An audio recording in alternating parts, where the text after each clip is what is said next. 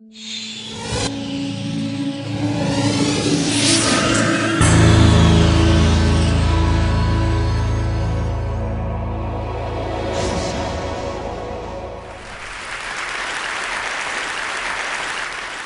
wanted to be a rock star.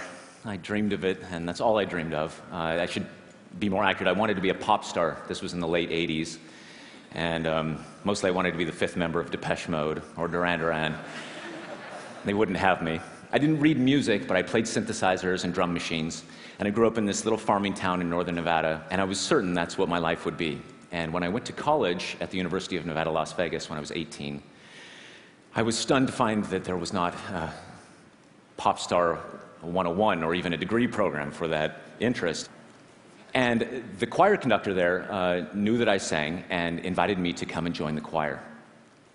And I said, yes, I would love to do that, sounds great. And I left the room and said, no way. The choir people in my high school were pretty geeky, and there was no way I was going to have anything to do with those people. And about a week later, a friend of mine came and said, listen, you've got to join choir. At the end of the semester, we're taking a trip to Mexico, all expenses paid, and the soprano section is just full of hot girls. And so I figured for Mexico and babes, I could do just about anything. And I went to my first day in choir, and I sat down with the basses and sort of looked over my shoulder here to see what they were doing. They opened their scores, the conductor gave the downbeat, and boom, they launched into the Kyrie from the Requiem by Mozart.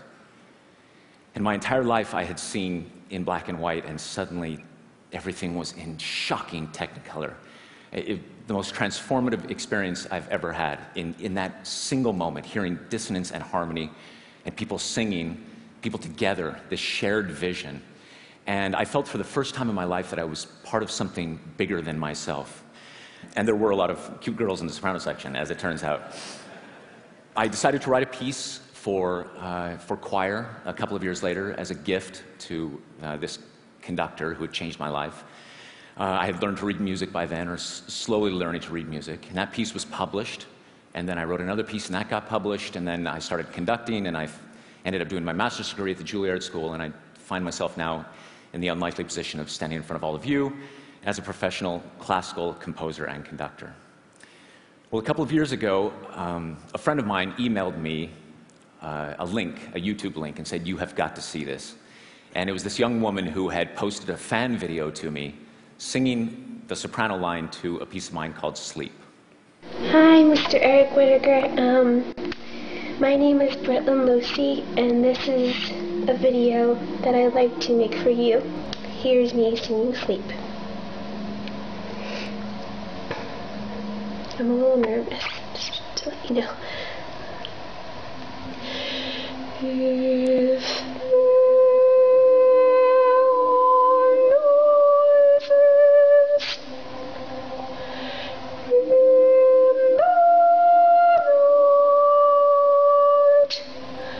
I was thunderstruck. Britland was so innocent and so sweet, and her voice was so pure. And I even loved seeing, behind her, I could see the little teddy bear sitting on the piano behind her in her room. Such an intimate video. And I had this idea, if I could get 50 people to all do this same thing, sing their part, soprano, alto, tenor, and bass, wherever they were in the world, post their videos to YouTube, we could cut it all together and create a virtual choir. So I wrote on my blog, OMG, OMG. I actually wrote OMG, hopefully for the last time in public ever. And I sent out this call to singers, and I made free the download of the music to a piece that I'd written in the year 2000 called Lux Aurumque, which means light and gold. And lo and behold, people started uploading their videos. Now, I should say before that, what I did is I posted a conductor track of myself conducting, and it's in complete silence when I filmed it, because I was only hearing the music in my head, imagining the choir that would one day come to be. Afterwards, I played a piano track underneath so that the singers would have something to listen to. And then as the videos started to come in,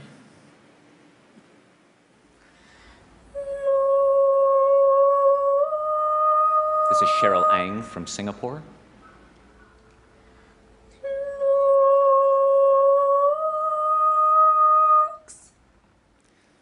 This is Evangelina Etienne.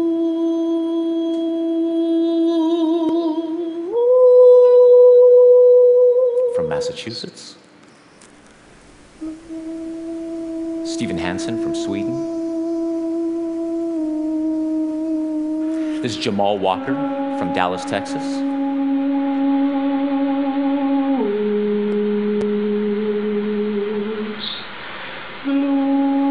There was even a little soprano solo in the piece, and so I had auditions. And a number of sopranos uploaded their parts. I was told later, and also by lots of singers who were involved in this, that they sometimes recorded 50 or 60 different takes until they got just the right take. They uploaded it. Here's our winner of the soprano solo. This is Melody Myers from Tennessee.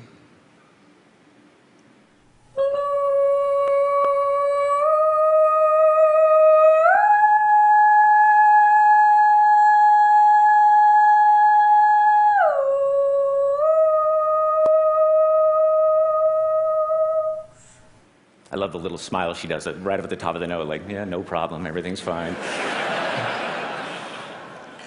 And from the crowd emerged this young man, Scott Haynes, and he said, listen, this is the project I've been looking for my whole life. I'd like to be the person to edit this all together. I said, thank you, Scott. I'm so glad that you found me. And Scott aggregated all of the videos. He scrubbed the audio. He made sure that everything lined up. And then we posted this video to YouTube about 1.5 years ago. This is Lux Arumque, sung by the Virtual Choir.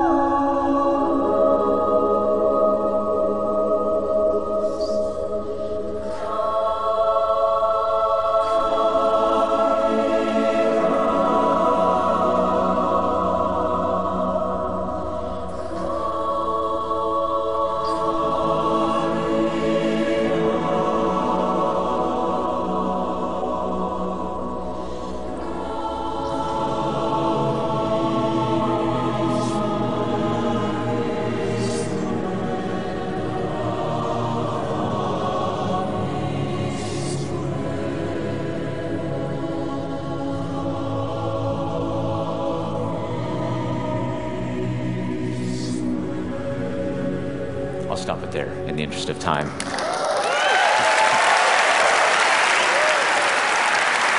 Thank you. No,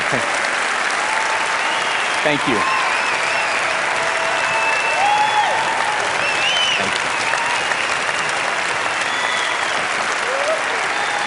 Thank you. Thank you.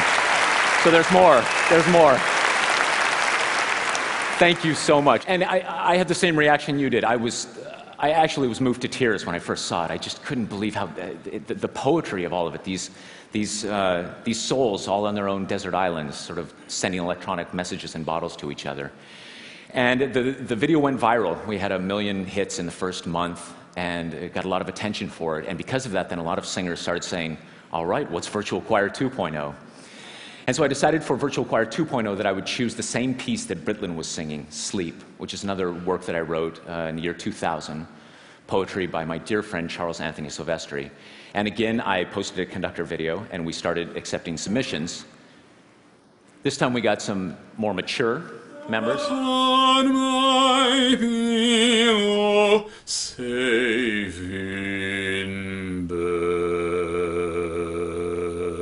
And some younger members. Upon my pillow, safe in bed.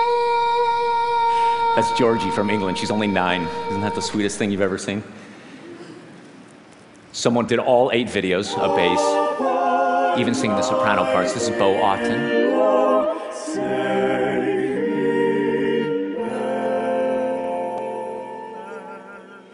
And our goal, it was sort of an arbitrary goal. There was an MTV video where they all sang Lollipop, and they got people from all over the world to just sing that little melody, and there were 900 people involved in that. So I told the singers, that's our goal, that's the number for us to beat.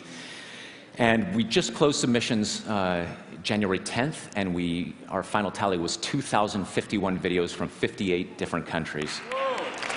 Thank you. From Malta, Madagascar, Thailand, Vietnam, Jordan, Egypt, Israel, as far north as Alaska, and as far south as New Zealand.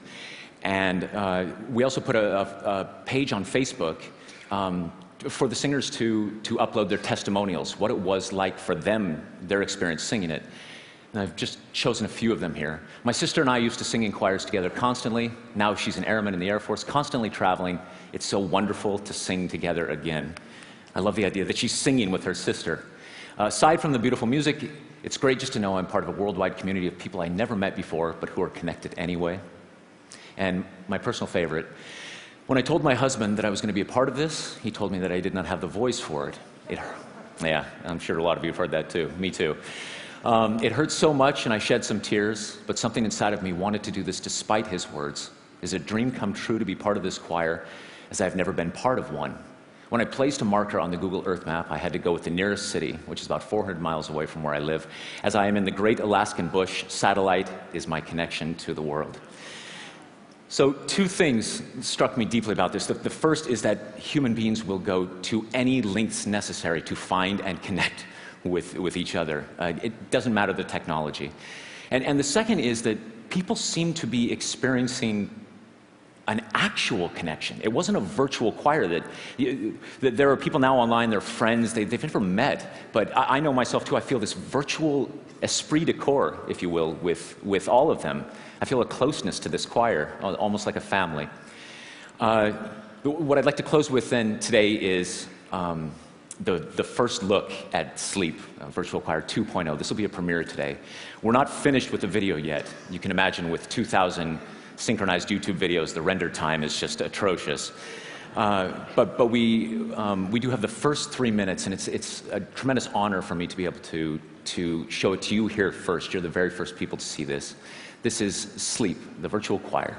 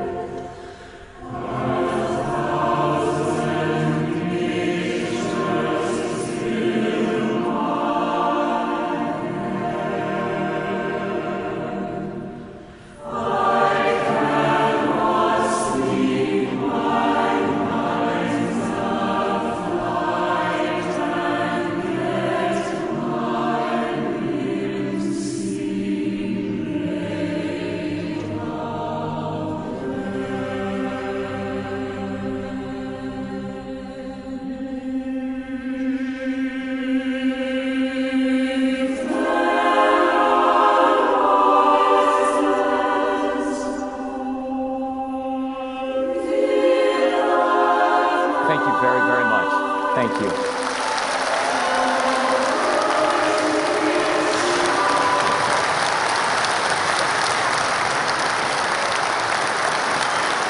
Thank you. Thank you. Thank you.